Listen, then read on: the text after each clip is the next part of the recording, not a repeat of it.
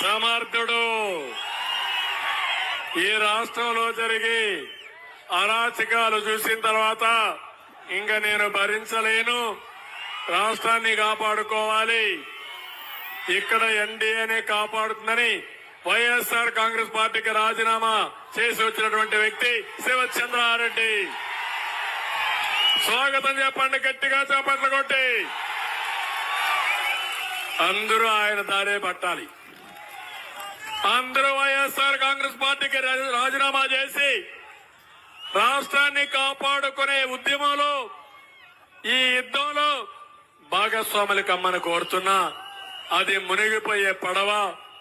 అదే కాదు, మీ జీవితాలకు ద్రోహం చేసిన పార్టీ. అలాంటి పార్టీ మనకు వద్దు. అందరికీ విజ్ఞప్తి చేస్తున్నా, మంచి వాళ్ళు ఉండాల్సిన పార్టీ తెలుగుదేశం పార్టీ.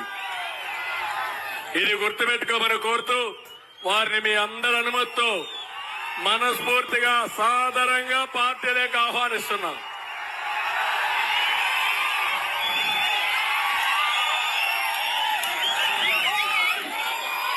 ఓకే.